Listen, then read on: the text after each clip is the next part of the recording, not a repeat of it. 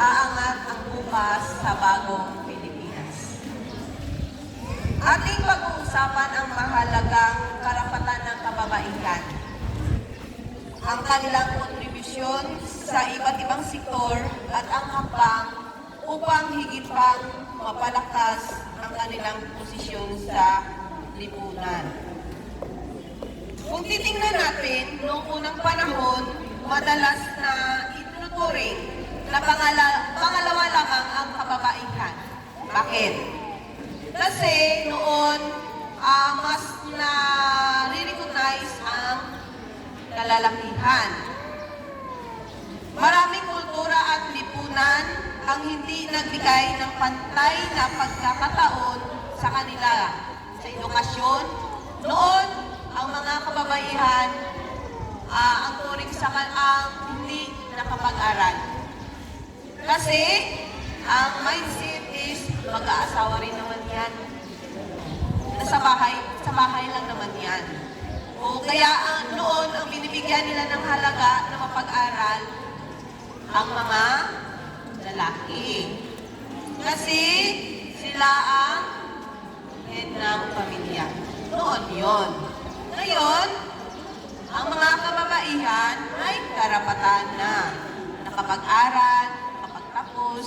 Okay. Punta tayo mamaya.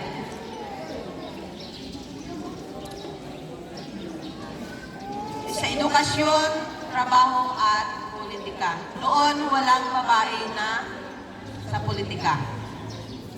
Noon. Yun ang hindi pagka-pantay-pantay. Mabuti na lang may mga kababaihan na strong na tumayo para mabigyan tayo ng karapatan na ngayon tinatamasa natin. Ngunit sa paglipas ng panahon, nagkaroon ng ibang kilusan upang ipaglaban ang kanilang karapatan tulad ng suffrage movement, kung saan nakuha ng mga kababaihan ang karapatang bumoto. Bumuboto na ba kayo ngayon? Oo. Dahil yan sa mga kababaihan noon na tayo. Sa Pilipinas, malaki ang naging papel ng kababaihan sa ating kasaysayan. Nandoon yung si Gabriela Silang. Kung kayo ay alam sa history, Gabriela Silang na lumaban sa mga Kastila. Sina Josita Lanis Escula at Melchora Aquino. Yun sila mga example na mga kababaihan na tumayo para sa ating karapatan.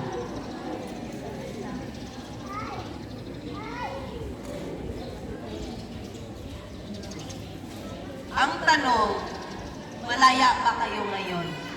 Malaya ka ba? Okay, oo. Natatamasa natin ang kalayaan ngayon. Malaya tayo, aral, malaya tayo sa tumayo bilang babae. Ang mga kababaihan ay may pantay na karapatan sa edukasyon, hanapbuhay, kalusugan, at paglahok sa pamamahala. Tama ko hindi? Ano ba ang inyong karapatan? Ano ba ang iyong karapatan? Alam mo ba ang karapatan mo? Karapatang mabuhay ng karapatang mabuhay ng malaya. Malayo sa diskriminasyon at karahasan. Yun. Karapatan nyo yun. Karapatang pantay na pagkakataon sa trabaho at edukasyon. Isa rin yun sa karapatan nyo.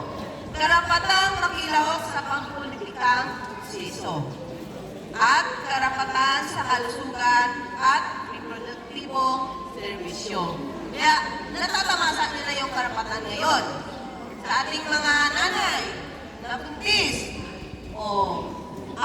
pwede silang pupunta sa RHU para maghingi ng tulong. Sa kanilang pagbubuntis, mayroong prenatal check-up. Ganon. No? Sa ating mga senior citizens, so ibig sabihin na naranasan natin yung karapatan ngayon. Sa sektor ng edukasyon, malaki ang papel ng kababaihan. Bakit? Kasi ngayon, may mga teacher na babae.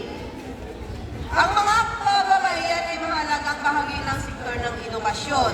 Hindi lamang bilang mga guro, kundi bilang mga estudyante at leader sa akademya.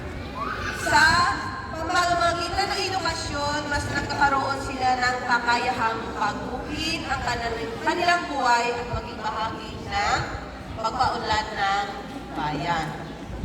Sa sektor ng ekonomiya, sa larangan ng negosyo at industriya, maraming kababaihan na ang namumuno at nagpapakita ng galing sa iba't ibang larangan. Ngunit, patuloy pa rin ang laban upang makamit ang pantay na sahod at benepisyo para sa kanila. Kasi,